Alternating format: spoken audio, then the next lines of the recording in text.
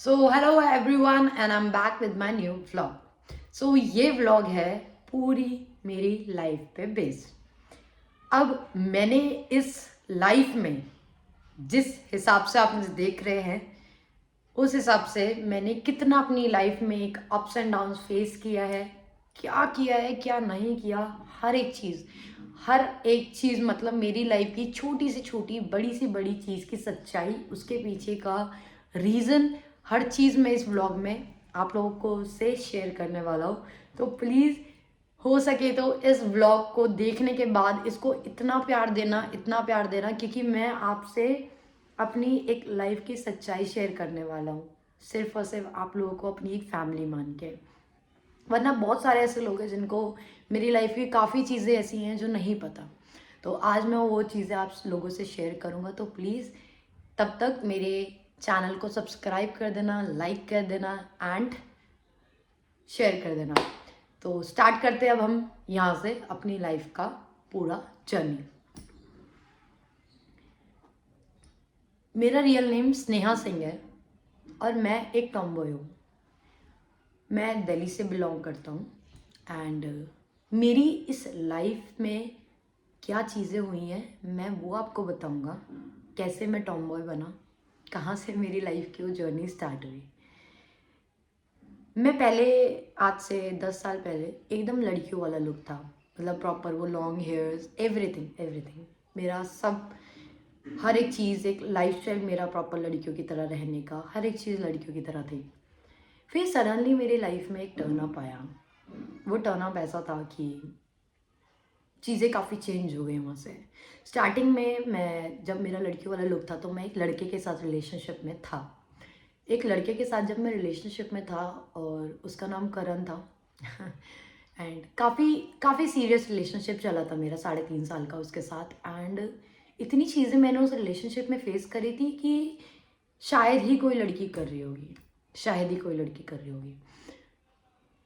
उस बंदे के बारे में मेरी फैमिली में हर एक इंसान को, हर एक पर्टिकुलर पर्सन को पता था कि हाँ, I was in a relationship with someone who is ditching मी।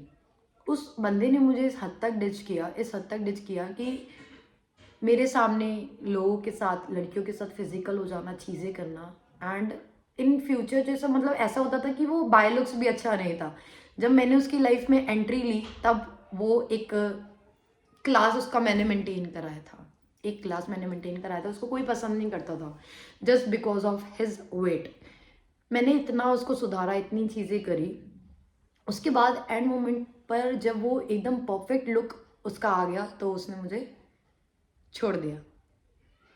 और छोड़ने का रीज़न ये था कि मैं उस पर्सन के साथ फिजिकल रिलेशनशिप नहीं रखता था, जो चीज़ मेरे हिसाब से जेन्युइन थी। बिकॉज मैंने अपनी मम्मा से प्रॉमिस किया था कि चाहे कुछ भी हो जाए मैं किसी भी रिलेशनशिप में रहूं बट ये वाली लिमिट मैं कभी अपना क्रॉस नहीं करूंगा एक लड़के के साथ।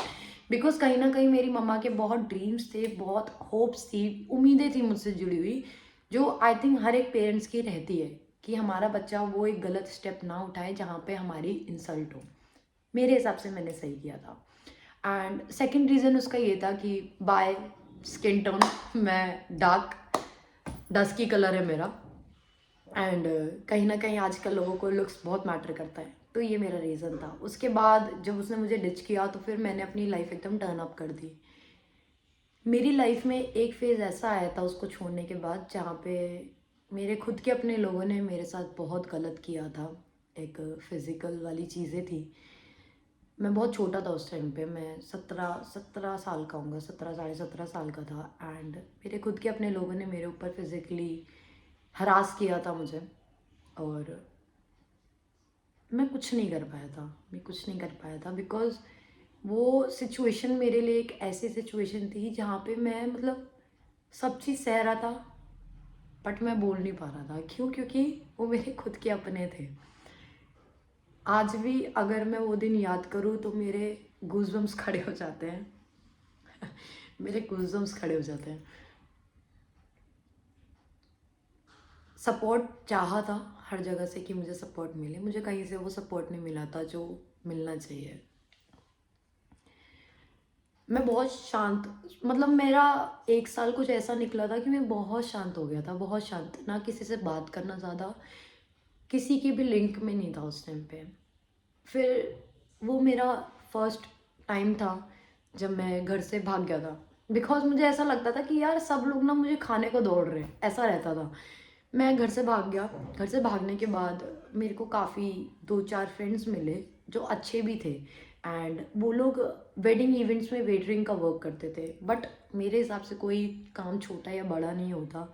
मैंने उन लोगों को दोस्त बनाया और मेरे बहुत अच्छे दोस्त बने। तो हमें कोई एक इंसान मिला पर्टिकुलर, उनका नाम अरुण था, और वो पुलबंगश में रहते हैं, कमला नगर की साइड, मेरे ही एरिया के पास में है। तो कमला नगर की तरफ रहते थे। तो उन्होंने हमें बोला कि एक इवेंट है जहाँ पे आपको, वेडिंग इवेंट ही होगा वो, वहाँ पे आपको सिर्फ सर्वेंट की तरह वर्क करना है, like a waiter and waitress. तो वी वर लाइक कि ठीक है, हम रेडी है करने को, बिकॉज सबके लाइफ में कोई ना कोई प्रॉब्लम चल रहा था, सब कई चीज़ों से गुजर रहे थे, तो किसी को कोई प्रॉब्लम नहीं हुई उस काम से। तो हम लोग गए काम करने के लिए, एंड जब हम वहाँ पहुँचे तो हमें पता चला कि we are in West Bengal, Siliguri, and ये कोई वेडिंग इवेंट नहीं है, ये एक डांस बार है जहाँ पे अब हम फंस चुके हैं और निकलना हमारे लिए बहुत मुश्किल है। और लड़कियाँ थी वहाँ पे काफ़ी, and environment was very bad, very bad. तो आंखों में आंसू थे, एंड एक बोलते ना कठपुतलियों की तरह खड़े हुए हैं और नाच रहे हैं, ऐसा था। लोग नचा रहे और हम नाच रहे। हम कुछ 8 लड़कियाँ गई थी वहाँ पे, फंस गए थे, निकलना बहुत मुश्किल हो रहा था, कहाँ से क्या करें, कुछ ऑप्शन नज़र नहीं आ रहा था। फिर सडनली एक दी थी उस टीम में जहाँ पे, जिन्होंने हमें हेल्प आउट किया, हमें वहाँ से भगाने में हेल्प की, हम सबकी फ़्लाइट टिकट्स कराई एंड दिल्ली रिटर्न भेजा। फिर हम जैसे तैसे करके दिल्ली आ गए। दिल्ली आने के बाद मैंने ना, मतलब चीज़ें फेस करने में इतनी चीज़ें फेस कर ली ना कि मुझे अपनी खुद की बॉडी से कहीं ना कहीं ऐसा होता था कि मैं बहुत ज़्यादा कॉन्शियस हो गया था कि यार, मतलब लड़की होना इतना गुना है, मतलब तुम खुल के रात के 3 बजे घर के गेट पे भी नहीं खड़े हो सकते हो। मतलब इतनी चीज़ें होती है एक लड़की की लाइफ में कि वो एक गेट पे खड़े नहीं हो सकती रात के टाइम पे। ये दुनिया आज जितना मैं देख रहा हूँ, दिन में जितनी खूबसूरत लगती है, रात में उतना ही एक जंगल लगता है, जानवरों का जंगल है ये। रात में कभी 3 बजे घर से बाहर जाओगे ना, ऐसा लगेगा तुम किसी जंगल में खड़े हो, जहाँ पे तुम बिल्कुल सेफ नहीं हो, बिल्कुल भी। मैं सोचा, बैठा अच्छे से, मैंने 1 महीना लिया सोचने में। फिर मैंने अपनी हेयर कटिंग कराने का सोचा। मैं अपना हेयर कट करवा कर आ गया, सैलून में बैठ गया, हेयर कट करा लिया एकदम boy cut, and I was looking like a boy only on that moment. मैं बहुत खुश हुआ कहीं ना कहीं यार, हाँ मतलब उस टाइम पे जब मैं सैलून से बाहर निकल रहा हूँ तो मैं देख रहा हूँ मुझे कोई लड़का देख ही नहीं रहा है। और ऑन दैट मोमेंट, मतलब कई कई होता है, कोई बंदा सोचता है कि यार मुझे लोग नहीं देख रहे, बट उस टाइम पे मैं बहुत खुश हो रहा था, बहुत खुश कि यार फाइनली यार मुझे कोई देख नहीं रहा हो। मैं बहुत खुश हो रहा था उस टाइम पे। खुशी खुशी घर पे आया, मम ने थोड़ा 1-2 थप्पड़ मार दिया एंड काफ़ी ज़्यादा गुस्सा हुई। फिर शांत हो गया, घर वालों ने कुछ नहीं बोला कि ठीक है, तेरे को जैसी लाइफ तुझे जीनी है तुझे, कोई दिक्कत नहीं है। मेरी फैमिली ने मुझे सपोर्ट किया वहाँ पे, एंड मेरा वहाँ से, मैं टिकटॉक के टाइम की मैं बात बता रहा हूँ, जब मैं टिकटॉक यूज़ करता था, and there I have 9.5 million followers on my TikTok ID. तो वहाँ पे लोगों ने मुझे बहुत जानना स्टार्ट कर दिया, मतलब वो मेरा एक वो फेस था जहाँ पे लोगों ने मुझे जानना स्टार्ट किया, मेरा वो टॉम लुक। फिर मेरी लाइफ में एक लड़की आई, प्रियंका नाम की। काफ़ी अच्छा रिलेशनशिप था, नो डाउट, बहुत अच्छा चल रहा था स्टार्टिंग में, एंड इन सडन उसने मुझे इतना ज़्यादा डिच करना स्टार्ट कर दिया कि वो मेरे साथ रह के ही किसी एक लड़के के साथ रिलेशनशिप में थी, and she tortured me like a hello. मतलब इतना ज़्यादा टॉर्चर करना कि मेरे सामने ही चीज़ें करना और मुझे परेशान करना। मतलब वो पर्सन एक ऐसा पर्सन था मेरी लाइफ में जो मुझे डिप्रेशन में डालना चाहता था, और मैं डिप्रेशन में गया भी। मैंने अपना हाथ कट कर लिया था, यहाँ पे मेरे हाथ पे काफ़ी बड़ा मार्क है जहाँ पे 14 स्टिचेस आ रखे हैं, और वो बहुत पेनफुल था। एंड हाथ कट करने के बाद मेरा इतना ज़्यादा ब्लीडिंग हुई और मैं बेहोश पड़ा हुआ था, and that person was like, उसने उठाया मेरा हाथ एंड टैप होता है ना पानी का टैप, उसको इतना ज़्यादा प्रेशराइज करके खोल दिया कि जो मेरी स्किन थी वो पूरी ओपन हो गई थी। And I want to be able to stand properly on that moment, because इतना ज़्यादा ब्लीडिंग हो गया था कि मेरी पूरी बॉडी की एनर्जी ख़त्म हो चुकी थी। एंड उसके बाद उन्होंने पॉन्ड्स का टैल्कम मेरे ऊपर, मेरे हाथ के ऊपर, वो घाव जो हुआ था उसके ऊपर डाल दिया था। और वो इतना इन्फेक्शन फैलना मेरे हाथ में स्टार्ट कर गया था और मुझे डॉक्टर के पास नहीं लेके गई। मैं कम से कम 6 घंटे बेहोश पड़ा हुआ। मेरे फ्रेंड्स आए सडनली रात में, पता नहीं उनको कैसे पता चला, वो लोग आए और उन्होंने मुझे उठाया और मुझे हॉस्पिटल लेके गए। हॉस्पिटल वालों ने बोला अगर तुम 1 सेकेंड और लेट होते तो इस बच्चे का हार्ट काटना पड़ता, हम लोगों को हाथ काटना पड़ता, क्योंकि वो इन्फेक्शन इतना फैल रहा था मेरी वेंस में। उसके बाद मेरा ट्रीटमेंट स्टार्ट हुआ। मैं 2 महीने हॉस्पिटलाइज रहा क्योंकि बहुत ज़्यादा ब्लड निकल गया था बॉडी से। और आज जो मैं वीक हूँ ना, जस्ट बिकॉज ऑफ दिस। काफ़ी लोग बोलते हैं भाई तू स्मोक करता है, तू ये करता है, तू फलाना करता है, तू नशेड़ी है, ये वो। नहीं यार, नहीं। मैं उन्हीं दिनों से मैं इतना वीक हो चुका हूँ बॉडी में कि अगर मैं कुछ भी खाता हूँ ना तो मेरे को मेरी बॉडी में नहीं लगता है।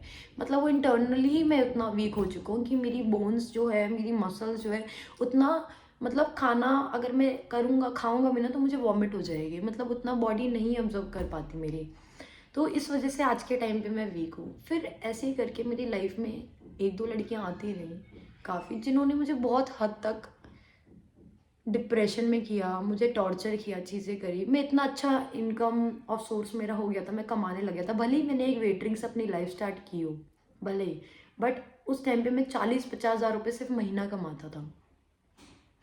उसके बाद लोगों में मेरे को काफ़ी ऐसी लड़कियां भी थी जहाँ पे मुझे बहुत अच्छा इंटरेक्ट हुआ उन लोगों से, एंड काफ़ी अच्छा रिलेशनशिप भी चला। बट जब बात आती थी शादी की तो मुझे छोड़ देते थे कोई ना कोई रीजंस लेके, हर कोई। मतलब मैं कभी कभी ये सोचता हूँ, वो सिचुएशन ऐसी हो जाती थी कि यार मेरे में कोई दिक्कत है क्या, मैं ही खराब हूँ क्या, मेरे में कोई प्रॉब्लम है, इस वजह से कोई मेरे साथ नहीं रहता क्या, ये वो रीज़न है? या मैं एक लड़की हूँ, ये वो रीज़न है कि एक लड़की के होने के बावजूद मतलब ऐसा रहता है कि सामने वाला पर्सन ये बोल के चला जाता है कि तू लड़की है, तेरे साथ मेरा कोई फ्यूचर नहीं है, इसलिए हम तेरे से शादी नहीं कर सकते। तो इतने दिन, इतने सालों, इतने महीने तुम मेरे साथ कर क्या रहे थे? क्या कर रहे थे? मेरे इमोशंस के साथ खेल रहे थे, मेरी चीज़ों का यूज़ कर रहे थे। मेरे को तो यही लगेगा ना, और वो फैक्ट है। एक लड़की की लाइफ में उसको ये चीज़ें झेलनी पड़ती है, और हम टॉमबॉयज़ की लाइफ बहुत टफ होती है, बहुत टफ होती है। शायद मेरे से रिलेटेबल यहाँ पे कितने लोग होंगे जिन्होंने वो चीज़ें फेस करी हैं। मैं आज आप लोगों के सामने अपनी लाइफ जर्नी इसलिए शेयर कर रहा हूँ क्योंकि बहुत लोगों की माइंड सेटअप मेरे को लेके इतना ज़्यादा गंदा, इतना ज़्यादा गंदा है कि यार बनी तू इस टाइप का बंदा है, लेकिन जब वो बंदा मेरे से पर्सनली मिलता है, मेरे बारे में सुनता है, तो उसका लाइफ पॉइंट जो मेरे लिए ओपिनियन होता है वो एकदम चेंज हो जाता है कि नहीं यार, हम तेरे बारे में क्या सोचते थे और तू क्या है। बहुत सारे ऐसे लोग हैं, बहुत सारे ऐसे लोग हैं जो आज के टाइम पे मुझे बहुत पसंद करते हैं और एक टाइम पे वो मेरे से नफरत करते थे। उसके बाद जब मैंने इंस्टाग्राम पे अपना कदम रखा तो मैं, ऐसा था कि मुझे दुनियादारी का कुछ नहीं पता था यार। उसके बाद भी मतलब मैं बहुत जल्दी ट्रस्ट कर लेता था सबके ऊपर। मैंने ट्रस्ट किया, मैं इंस्टाग्राम पे काफ़ी फेमस होने लगा था एक टाइम पे। तो काफ़ी लोगों से मेरा इंटरेक्ट हुआ और नए दोस्त बने। वहाँ पे एक दोस्त था मेरा दुबई का, आलम, आसिफ, आसिफ आलम करके उनका नाम था। तो उनका था फ़ोन का बिज़नेस, एंड मेरे को इतना नहीं पता था उस टाइम पे मास्टर कॉपर्स, इम्पोर्टेड फ़ोन्स क्या होता है। मैं एक ही चीज़ जानता था, आईफ़ोन्स, आईफ़ोन होते हैं और लोग यूज़ करते हैं, लोगों को पसंद है यूज़ करना और काफ़ी अच्छा मतलब उसका रिस्पॉन्ड भी आता है। तो उन्होंने मुझे बोला कि मेरे को एक हेल्प चाहिए। आई वाज़ लाइक क्या हेल्प चाहिए आपको? तो उन्होंने कहा मेरा जो बिज़नेस है फ़ोन का, वो आप क्या प्रमोट कर सकते हो अपने पास, क्योंकि मेरे पास उतने पैसे नहीं है देने को, बट मैं अपना बिज़नेस प्रमोट कराना चाहता हूँ जिससे मेरी हेल्प आउट हो पाए, मेरी फैमिली में हेल्प आउट हो पाए। तो मैंने ट्रस्ट कर लिया। उन्होंने मुझे इतना मतलब डिटेल्स में नहीं बताया था कि क्या है वर्क, क्या है, क्या चीज़ है, कैसा फ़ोन वो रखते हैं, हर चीज़। ऑन दैट मोमेंट वो दे रहे थे 5,000 में आईफोन्स।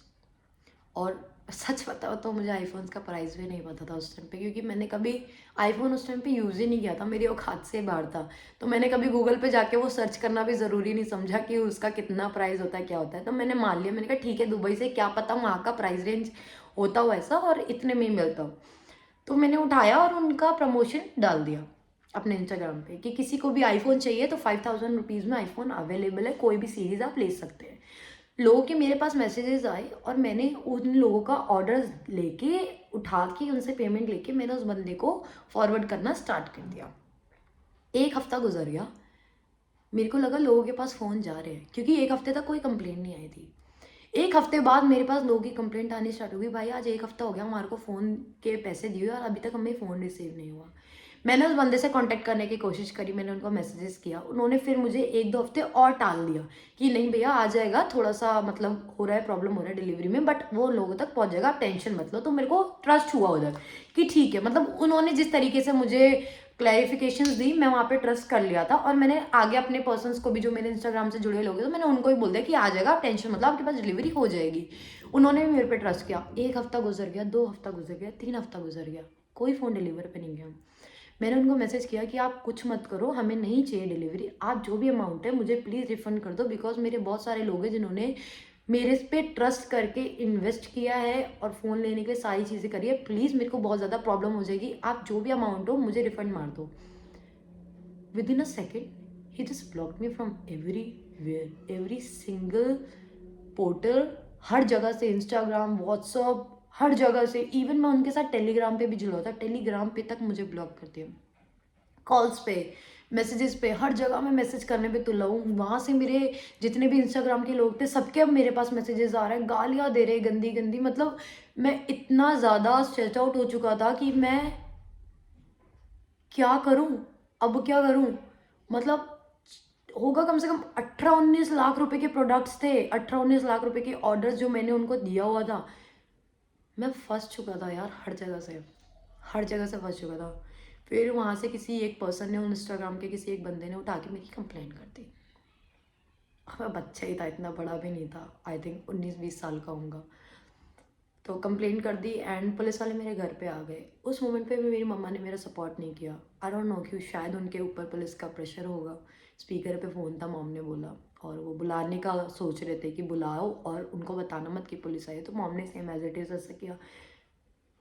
मैं गया इस खुशी में, मेरी मम्मी उस टाइम पे मेरे से बात नहीं करती थी, मैं गया इस खुशी में कि मेरी माँ ने मुझे बुलाया और मैं गया था, पुलिस वालों ने मुझे पकड़ लिया।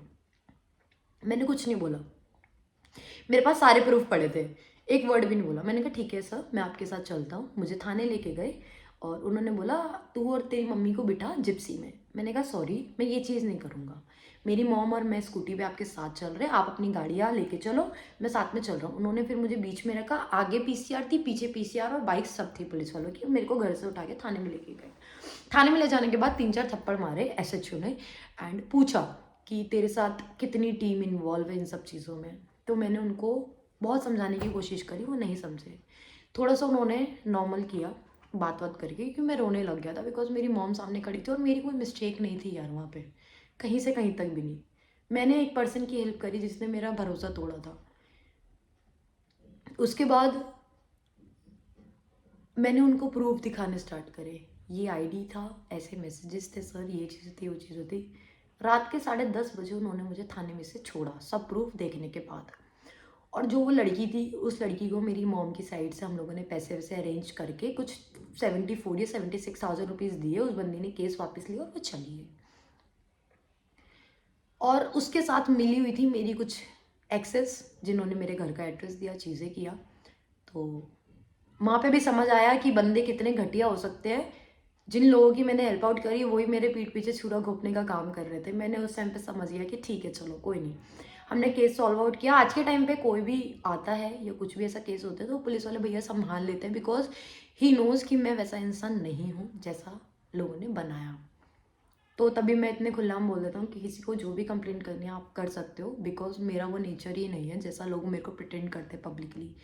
वो मैटर सॉर्ट हुआ, लेकिन लोगों ने फिर भी आज तक इतने लोग स्क्रीनशॉट दिखाते, चीज़ें करते, बोलते बनी ने हमारा 10,000 खाया, बनी ने हमारा 5,000 खाया, बनी ने हमसे ये लिया, बनी ने हमसे वो लिया। ये वही लोग हैं जिन्होंने फ़ोन के टाइम पे इन्वेस्ट किया था। मैं आज भी बोलता हूँ वो मेरी गलती नहीं थी, वो मेरे पास नहीं है आप लोगों के पैसे, वो गए और उसको मैं वापस नहीं ला सकता बिकॉज वो पर्सन भी नहीं है। कहाँ से लाऊं भाई, मैं भी एक मिडिल क्लास फैमिली से बिलोंग करता हूँ, मैं कोई हाई फाई फैमिली से नहीं हूँ, मेरे पास कुछ लाखों करोड़ों रुपए नहीं है। मैं मुश्किल से पर डे 500,000 रुपये कमाता हूँ, डेली का 500,000 रुपये कमाता हूँ, उसको सेव करता होते हैं तो, वरना मेरे घर की डेली नीड्स में चले जाता है, चीनी चाय पत्ती हर चीज़ उसमें चला जाता है मेरे पैसे। बाकी मेरी एक वाइफ है जो अर्न करती है, बाकी वो संभालती है बाकी चीज़ें सारी, मेरे घर का, अपनी फैमिली का, हमारी खुद के इस घर का हर चीज़ वो मैनेज करती है। जो मेरे से बन पाता है मैं उसके लिए हेल्प आउट करता हूँ, चीज़ें करता हूँ, हम दोनों मिलके संभालते हैं। हम लोग कोई रिच फैमिली से बिलोंग नहीं करते यार। उसके बाद जैसे तैसे ये चीज़ें शांत हुई इंस्टाग्राम पे, अब मैं देखता हूँ कुछ लोग ऐसे आ जाते हैं, टॉमबॉय कम्युनिटी में ही, एलजीबीटी कम्युनिटी के ही लोग ही हैं जो आते हैं, जब उनके पास कुछ नहीं होता तो वो आते हैं पुरानी चीज़ें लेकर कि तूने तो लोगों के पैसे खाए हैं। यार वही स्क्रीनशॉट उठा के तुम 10 साल से वही घुमा रहे हो घुमा रहे हो घुमा रहे हो, क्या कर लिया, क्या हो गया, कुछ हो गया नहीं हुआ ना, बिकॉज मेरे पास एक एक चीज़ों का प्रूफ है, उस चीज़ों का कुछ नहीं हो सकता, क्योंकि वो मैं कभी वापस ला ही नहीं सकता। मैंने बहुत एफर्ट्स डाला है यार, मैं आज भी कहीं ना कहीं से एफर्ट डालता रहता हूँ कि कहाँ से आप लोगों का अमाउंट मैं वापस करा दूँ, बट तुम लोग तो मुझे अलग ही लेवल पे एकदम इतना इंसल्ट कर देते हो कि बंदा सामने से सोचता है यार मैं क्यों डाल रहा हूँ एफर्ट्स, अब क्यों डाल रहा हूँ, जब ये लोग मुझे कहीं का छोड़ ही नहीं रहे। तो मुझे सोशल मीडिया से प्यार नहीं है, मुझे अपनी इमेज से प्यार है, और वो मैं क्लियर करके चलता हूँ हमेशा। आज अगर आप मुझे कुछ बोलोगे मैं सुनूंगा, दूसरी बार बोलोगे सुनूंगा, तीसरी बार बोलोगे मैं फाड़ दूंगा। And this is who I am, मैं ऐसा ही हूँ। मैं तब तक बर्दाश्त करता हूँ जब तक मुझसे सहा जाता है, चाहे वो कोई भी हो। उसके बाद एक मोमेंट आया जहाँ पे मैं मुंबई गया, क्योंकि मैं दिल्ली की चीज़ों से इतना और ये उन्हीं दिनों की बात है जब ये केस वेस का वो चीज़ें, मैंने दिल्ली छोड़ दी, मैं मुंबई चला गया। मुंबई जाने के बाद मेरे काफ़ी अच्छे फ्रेंड्स बने, हर चीज़ परफेक्ट हुई, एक रिलेशनशिप भी बना, बहुत ही अलग रिलेशनशिप था। स्टार्टिंग में बहुत अच्छा था, बहुत अच्छा, मतलब मैं आज तक उन गुड मेमोरीज़ को याद करके रहता हूँ। काफ़ी चीज़ें ऐसी होती है जो मुझे याद आ जाती हैं, वो एक गुड मेमोरीज़ की तरह। बट एक बैड मेमोरीज़ की बात करें तो यार,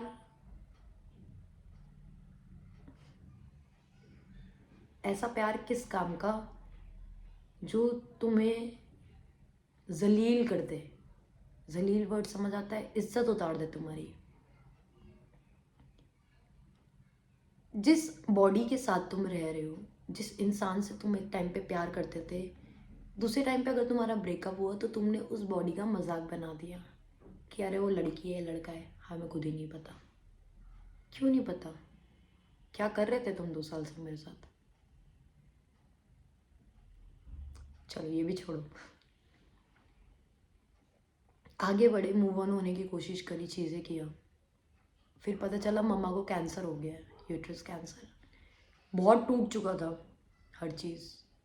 लेकिन कैंसर से पहले एक चीज़ और मैं डिस्कस करूँगा। जब ये मेरा ब्रेकअप हुआ था मुंबई में, तो मेरे पापा की डेथ हुई थी।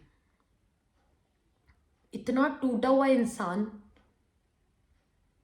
जिस इंसान के लाइफ में एक ऐसा मोमेंट आया जहाँ उसके पापा नहीं रहे जिनसे वो सबसे ज़्यादा प्यार करता था, और उसी मोमेंट पे अगर आपका पार्टनर आपको ऐसा हिट करे, ऐसा हिट करे डिच करके जहाँ आप टूट जाओ, तो आप क्या करोगे? एक चीज़ से आप ऑलरेडी टूटे हो, जिस इंसान से आप इतना ज़्यादा प्यार करते हो वो इंसान आपकी लाइफ में नहीं रहा, और सडनली आपका पार्टनर आपको आके इतनी तेज चमाटा मारे, इतनी तेज चमाटा मारे कि यू डिजर्व दिस, तो आप वो संभालोगे जो इंसान नहीं रहा, या आप ये संभालोगे कि जिस इंसान से आप प्यार करते थे वो भी नहीं रहा, उस बंदे ने आपको इतना तेज चमाटा मारा है। इतना स्ट्रेस आउट हो गया था, मैं घर गया अकेले, बहुत रोया बहुत रोया, घर गया अकेले, सब चीज़ें दिख रहा है क्या हो रहा है क्या नहीं हो रहा। पापा की 13वीं होने वाली थी, मैं पापा की 13वीं भी अटेंड नहीं कर पाई, क्योंकि मैंने अपने पापा की शक्ल भी नहीं देखी थी। और मैंने अपने पापा की शक्ल इसलिए नहीं देखी क्योंकि मेरे हाथ में 1 रुपये ही नहीं थे यार कि मैं मुंबई से दिल्ली आ पाऊँ। मेरी बहन ने मेरी बहन, उससे परफेक्ट तो मेरी लाइफ में कोई है ही नहीं, कोई मिला ही नहीं, ना कोई दोस्त, ना कोई भी नहीं, कोई भी नहीं। मतलब वो मेरी एक माँ होने का फ़र्ज़ भी निभाती है, मेरी बहन होने का भी, मेरी भाई होने का भी, देखा जाए तो मेरे एक पार्टनर होने का भी, मेरे को हर जगह सपोर्ट करना, हर चीज़ करना, वो मेरी एक बहन है आन्या। उसके अलावा मैं सच बोलूँ तो मुझे किसी से प्यार नहीं है, किसी से भी नहीं। एक अपनी वाइफ़, एक आन्या, दैट्स इट। कहने को हमारी इतनी बातें नहीं होती, लेकिन जब मैं ऐसा होता है ना कि मैं एकदम मरने वाली हालत में हो जाता हूँ, मैं एक ही को याद करता हूँ, वो मेरी बहन होती है। बोलते हैं भगवान को याद करना चाहिए, बट मैं उसको याद करता हूँ, वो मेरे लिए इतनी इंपॉर्टेंट रखती है। उस बंदी ने मुझे जैसे तैसे करके दिल्ली भिजवाया। मैं दिल्ली आया 11:30 बज के, पापा की बॉडी तब तक जा चुकी थी, मैं देख नहीं पाया। मैं घर की हालत देखी, सब रो रहे थे, सब परेशान थे, मॉम, दादी, दादाजी, भाई, सब, बुआ हुआ, सारी पूरी फैमिली आ रखी थी। मन ही नहीं किया रुकने का यार। मतलब उसके बाद मैंने फ़ोन उठाया हाथ में और देखा मेरा पार्टनर खुद ऐसी हरकतें कर रहा है कि यार मैं ये देखूँ या वो देखूँ। मैं उठा, मैं रात के 1 बजे घर से चला गया, छोड़ के, सब छोड़ के घर से चला गया और मैं देहरादून चला गया। देहरादून में मेरा मुंबई जाने का भी मन नहीं हुआ, क्योंकि मैं उस पर्सन के पास भी क्या ही करने जाऊँ जो पर्सन मुझे तोड़ रहा है इस मोमेंट पे भी। मैं देहरादून चला गया। देहरादून में मेरे फ्रेंड्स थे काफ़ी, जिनको मैं बहन मानता था, जो भी चीज़ें थी। मैं उनके पास गया, उन्होंने मेरा मूड इतना अच्छा करने का कोशिश किया। मतलब मुझे मनाली घुमाने लेके गए, ऋषिकेश में दर्शन कराया भगवान का, हर चीज़। नहीं मन लगा, थोड़ा बहुत रील्स बनाई, चीज़ें करी, तो लोगों ने बोला अपनी बाप के मरने पे तू नाच रहा है। यार रील्स नाचने वाली थी। एक ब्लॉग था जहाँ पे उन लोगों ने मुझे फोर्स किया, उनकी खुशी के लिए मैंने किया, क्योंकि वो लोग मेरे लिए बहुत कर रहे थे। अगर हम किसी की खुशी का 1% भी रिटर्न नहीं कर पाए तो किस बात की दोस्ती यार। सेम वही चीज़ हुई, लोगों ने उसका मजाक बनाना स्टार्ट कर दिया कि तू अपने बाप के मरने पे नाच रहा है, ये कर रहा है, वो कर रहा है। मैंने पोलाइट लिया उस चीज़ को भी, ठीक है यार तुम लोगों को जो बोलना है। मैं रोने लग गया पर्सनल में जाके। उसके बाद मैं मुंबई पहुंचा। मुंबई जाने के बाद मैंने अपने पार्टनर को दिखाया ही नहीं कि मुझे हर चीज़ पता है। मैंने बहुत प्यार से उसे हग किया, गले लगाया। रॉकी था, रॉकी से गले मिलाया, क्योंकि मैं उससे भी नहीं दूर रह पाता बिल्कुल भी। बट ठीक है, आज वो भी मेरी लाइफ में नहीं है। उसके बाद चीज़ें हुई जो बहुत टफ थी हैंडल आउट करना। मैंने अपनी एक्स के सामने उस पर्सन को लेकर आया जिस पर्सन के साथ मिलकर मुझे डिच कर रही थी, लेकर आया और मैंने वही चीज़ें हैंड अप कर दी। फिर उसके बाद मैं दिल्ली आ गया। दिल्ली आने से पहले 1-2 दिन पहले मुझे पता चला मॉम को कैंसर है, यूट्रस कैंसर। मैं बहुत अपसेट हो गया था। दिल्ली आया, उसके बाद मैं परमानेंट मुंबई छोड़ दी थी जब मम्मा को कैंसर हुआ था। बहुत लोगों से हेल्प मांगी, ये बात सच है, बहुत लोगों से हेल्प मांगी, पैसों की नहीं। ये कि ऑपरेशन हो जाए मम का, पैसों की हेल्प नहीं। मम्मा का ऑपरेशन कराना है, अगर आपके पास कोई लिंक है तो प्लीज़ मेरा हेल्प आउट कर दो। एक बंदा खड़ा नहीं हुआ, सब आवाज़ी मार रहे थे। कुछ लोगों ने कहा कि हम तेरी पैसों की हेल्प कर सकते हैं मेरे भाई, आपको अगर पैसे चाहिए हो तो आप कर दो। मैंने मना नहीं किया, मैंने कहा ठीक है, क्या पता अगर ये चीज़ से हेल्प आउट हो सकती है तो ये भी ठीक है। मैंने फंड रेज करने का कोशिश किया, चीज़ किया, नहीं हुआ उससे। पैसों की हेल्प का किया, 1-2 लोगों ने किया, और वो लोग आज मेरा मजाक बना देते हैं कि इसकी तो माँ को कैंसर था, हमने तो पैसे दिए थे, इसको ये किया था, वो किया था, क्योंकि आज के टाइम पे मैं उन्हें वापस नहीं कर पा रहा था इसलिए। ठीक है, मॉम का ऑपरेशन हुआ, हर चीज़ हुई। मम्मा का ऑपरेशन मेरठ के हॉस्पिटल में हुआ, फोर्टिस में।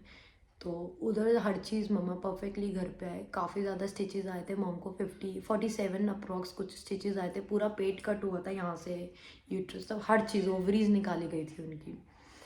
तो उसके बाद मैं शांत हुआ, मम्मा का काफ़ी केयर वेयर किया, हर चीज़ हुआ। फिर मेरी लाइफ में कोमल आई थी। कोमल ने मेरी बहुत हेल्प आउट किया हर चीज़ में, देखा जाए तो हर चीज़ में। मेरी मॉम के कैंसर के टाइम पे, उनकी दवाइयों के टाइम पे, बहुत चीज़ों में हेल्प आउट किया। और मुझे उस पर्सन से एक अलग ही लेवल का अटैचमेंट हो गया था, क्योंकि मैं मुंबई में जिस इंसान के साथ रिलेशनशिप में था, मैं उस टाइम पे भी उसके साथ रिलेशनशिप में था कहीं ना कहीं, बिकॉज मैं मूव ऑन नहीं कर पा रहा था। बट कोमल से मेरा इतना अच्छा एक फ्रेंडशिप वाला बॉन्ड बना उस टाइम पे। फिर कब उस बंदी से मेरा इतना स्पेशल मोमेंट्स क्रिएट हो गए उसके साथ, मुझे पता ही नहीं चला। वो कब मुझसे प्यार करने लग गई, मैं कब उससे प्यार करने लग गया, कुछ नहीं पता चला। धीरे धीरे करके हमारी लाइफ के वो वक्त बीते। कोमल को मम्मा से मिलवाया, बातें हुई, बॉन्ड अच्छा क्रिएट हुआ, हर चीज़ हुई। 6 महीने के अंदर हमने शादी कर ली। क्योंकि कोमल वो लड़की थी जिसको मैंने शादी के लिए बोला एंड उसने सामने से हाँ कर दी। और मुझे लगा पहला तो कि नहीं यार ये भी मजाक कर रही है, क्या पता है मुझे छोड़ दे। नहीं, वो पंजाब से आई वापस एंड 1 हफ्ते 2 हफ्ते के अंदर हमने शादी कर ली। एंड मैं उस टाइम पे भी सोचा था कि यार सच में मेरी शादी हो रही है, वो भी उस पर्सन से जिससे मैं प्यार करता हूँ, जो मुझसे प्यार करती है। आज मैं उस मुकाम पे पहुंच गया जो मैं 10 साल से फेस कर रहा था कि मुझे कोई ऐसा पर्सन मिले जिससे मैं शादी करूं, जिससे मैं लाइफ टाइम जिसके साथ रहूं।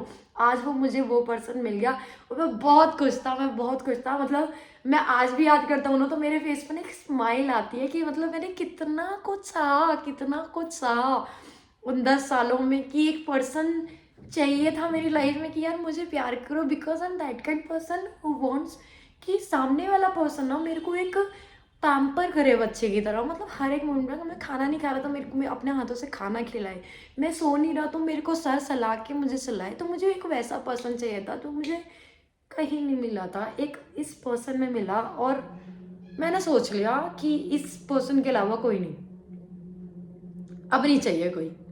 और मैंने आगे लाइफ बितानी, उसका एक डिसीज़न ले लिया और मैंने शादी कर ली। बहुत खुश था। मम्मा को बताया शादी से 5 दिन पहले कि आई एम गेटिंग मैरिड। मम्मा थोड़ा गुस्सा हुई, फिर उन्होंने कहा ठीक है, जब तूने वो फैसला कर ही लिया है कि तो शादी करने का, तो तुझे जो ठीक लग रहा है तो कर। मम्मा ने काफ़ी अरेंजमेंट्स करवाई शादी के टाइम पे और मुझे बहुत अच्छा लग रहा था कि मेरी शादी में मेरी मॉम ना शामिल होकर भी एक अपना फ़र्ज़ निभा रही है माँ का, मेरी कोमल को अपने कपड़े देना, जो एक हर एक लड़की का सपना होता है कि वो अपनी सास के कपड़े डाले अपने शादी की रस्मों में, हल्दी मेहंदी में। मेरी माँ ने वो पूरा किया, बिकॉज समवेयर शी प्रॉमिस्ड मी कि जब मेरे घर में मेरी बहू आएगी तो उसको मैं अपने कपड़े पहनाऊंगी उसकी शादी की रस्मों में। और वही चीज़ हुई, तो मेरी आंखों से एकदम आंसू आने स्टार्ट हो गए थे कि ठीक है, mom is there for me in every situation. मेरी माँ ऐसी है कि हर एक सिचुएशन में खड़ी होती है, गुस्सा करेगी, डांटेगी, पर खड़ी रहेगी। और उस बात का मुझे गर्व है कि मेरी माँ खड़ी रहती है मेरे लिए, हर जगह खड़ी रहती है, छोटी से छोटी, बड़ी से बड़ी चीज़ों में, खुशियों में, दुखियों में, हर चीज़ में। एंड आई एम ग्लैड कि मुझे ऐसी मॉम मिली है। भगवान हर एक किसी को मेरी जैसी माँ दे जो हर एक चीज़ में उसे सपोर्ट करे। उसके बाद हमारी शादी होने के बाद मम्मा का एंट्री हुआ एंड इतने हैप्पीली मोमेंट्स क्रिएट हुए, बिकॉज मेरा बर्थडे पड़ गया, मॉम का बर्थडे, कोमल का बर्थडे, किट्टू का बर्थडे। हमने एक फैमिली की तरह पूरा अच्छे से सेलिब्रेट किया। कोमल की फैमिली आई, कोमल की फैमिली को पता है शादी वादी का, हर हर किसी को पता है, हमारे फ्रेंड जोन, हमारी family zone, every single person knows about our family, our marriage, sorry. And बहुत अच्छा बीत रहा था, सारी चीज़ें आज भी अच्छी चल रही है। फिर इंस्टाग्राम पे मैं धीरे धीरे जब वायरल होना स्टार्ट हुआ तो काफ़ी लोगों को, पुराने लोग फिर से आने स्टार्ट हो गए and they started creating a problem in my life again, still they are doing. मैंने किसी का कभी काम खराब करना नहीं चाहता और ना मैं कर रहा हूँ अभी भी। मैं अपना खुद मेहनत से कमा रहा हूँ, चीज़ें कर रहा हूँ। लोगों को लग रहा है मैं आज भी फ्रॉड करता हूँ just because of that phone वाला इंसिडेंट। लोगों को लगता है मैं आज भी फ्रॉड करता हूँ, मैंने नहीं किया, मैं नहीं करता यार। फेक स्क्रीनशॉट्स दिखाने से, चीज़ें दिखाने से आप सच्चे नहीं हो जाओगे, आप सच्चे नहीं हो जाओगे। आप वो देखो आप किस अकाउंट में दिखा रहे हो, कि कहाँ पे आप दिखा रहे हो, किधर आपने ट्रांसफ़र किया, कौन सा नंबर दिखा रहे हो, सारी चीज़ें। मैं नहीं हूँ, मैंने कभी किसी के साथ एक चीज़ भी गलत नहीं करी यार। और जिनका लिया था मैंने हमेशा वापस किया, हमेशा। कभी कभी ऐसा सिचुएशन हो गया था जहाँ पे नहीं कर पाया था, आज भी वो लोग मुझे परेशान करते, बट नहीं है यार, नहीं है, कहाँ से दूँ। तुम चाहते हो अगर मैं अपने आप को बेच के दे दूँ तो मैं बेच देता हूँ। अगर आप लोगों को पैसे मिल जाते मेरे मेरे बिकने से तो मैं बेच के आप लोगों को आपके पैसे दे देता हूँ। मैं ये उन लोगों की बात कर रहा हूँ जिन्होंने फ़ोन के टाइम पे पैसे वो किए थे। मैं अपने आप को बेच देता हूँ भाई, कोई बात नहीं। अगर आप लोगों को एक इंसान की ज़िंदगी से ज़्यादा अपने 5-10 हज़ार रुपये तो ले लो। मैं तो बोल रहा हूँ, मैं आ जाता हूँ, खड़े हो जाता हूँ, मेरे को बेच दो, थोड़ा थोड़ा लेके सब अपना अपना हिस्सा निकाल के 5-5 हज़ार 10-10 हज़ार जिसके हिस्से में आ रहा है अपना लो, बेच के ख़त्म कर दो, कोई फ़र्क नहीं पड़ता। पैसा एक ऐसी चीज़ है जहाँ पे हर एक रिश्ते की बैंड बच जाती है, चाहे वो कोई भी रिश्ता हो। मैं मना भी करता था तो भी मेरी हेल्प आउट करते थे, मैं बोलता भी था कि यार मत करो यार, आगे जाके तुम मेरी रिस्पेक्ट गिराओगे, तब भी करते थे। नहीं भाई, हम ऐसे नहीं है, नहीं बनी, हम ऐसे नहीं है, तुम हमें दोस्त तो मान के देखो, तो हमसे हेल्प तो लेके देखो, आपका आपका पॉइंट ऑफ व्यू चेंज हो जाएगा। हेल्प ले ली तो क्या किया, क्या किया, जलील किया, इधर उधर लोगों के सामने हमसे पैसे लिए, इसने हमसे ये किया, हमसे वो किया। क्यों भाई, कहाँ गया तुम्हारा वो फ्रेंडशिप, वो रिलेशन, वो चीजें किधर है, कहाँ है, उड़ गई, सब उड़ गई। तुम किसी लायक नहीं थे भाई, तुम लोग नहीं थे लायक कि मैं तुम्हें दोस्त बनाऊं। आज के टाइम पे दोस्तों से भरोसा उठ गया, गिनती के 4 दोस्त हैं और बहुत अच्छे हैं, हर जगह खड़े होते हैं, हर जगह। एक तो दुश्मन है जो दोस्त बन के बैठा हुआ है आज के टाइम पे, उसने भी तो कुछ ना कुछ देखा होगा मेरे अंदर, वो सच्चाई देखी होगी, वो एक दोस्ती वाला नेचर देखा होगा, तब जाके वो एक टाइम पे दुश्मन से मेरा आज दोस्त बन के बैठा है। हाँ, मैं मूडी की बात कर रहा हूँ, आज के टाइम मेरा दोस्त बन के बैठा है, उसने भी तो कुछ देखा होगा ना मेरे लिए, तभी बन के बैठा ना। उसको भी बहुत लोगों ने भड़काया, बनी ऐसा, बनी वैसा, बनी नहीं किया, वो भी बेचारा बातों में आके उसने चीज़ें खराब कर दी थी। लेकिन आज के टाइम पे वो मेरा सपोर्ट करता है, मैं उसका सपोर्ट करता हूँ। हम 4-5 दोस्त ऐसे हैं कि एक दूसरे का सपोर्ट करते हैं, चाहे कोई भी आ जाए भाई, कोई भी आ जाए, कोई फर्क नहीं पड़ता, चारों पांचों डट के खड़े होंगे और एक साथ खड़े होते हैं। ऐसा नेचर है हम लोगों का। आज जितने लोग मेरी लाइफ में प्रॉब्लम क्रिएट कर रहे हैं, ठीक है, आए घर पे चीज़ें करी और बोल रहे हैं मेरे को मारा पीटा, कहाँ मारा है यार। एक मारने वाली जो बोल रहे थे कि वीडियो डालेंगे हम, ये करेंगे, हमने दे दिए वीडियो दिखाएंगे, कहाँ है वो वीडियो, मैं खुद भी देखना चाहता हूँ, मुझे कहाँ मारा आप लोगों ने, मुझे वो वीडियो भेजो प्लीज़। अगर आपने मुझे मारा होगा, मैं खुद स्टोरी मेंशन करूँगा अपने पिटने की वीडियो, लेकिन लोगों को वीडियो दिखाओ। किसी के बारे में, किसी की अच्छाई का उतना फ़ायदा मत उठाओ कि आपको भारी पड़ जाए एक दिन। आपके बच्चों को देख के, जो छोटा सा बच्चा आया था उसको देख के मैंने आप लोगों को माफ़ किया था, क्योंकि वो एक बच्चा है, उसके सामने ये हरकतें करके अच्छा नहीं लगेगा। अगर आप सोचते हैं कि आपने मेरा कॉलर पकड़ के आपने मुझे मार लिया, आपने मेरी इज्जत गिरा दी, मेरी इज्जत नहीं गिरती भाई, मैंने वेटरिंग का भी काम किया है।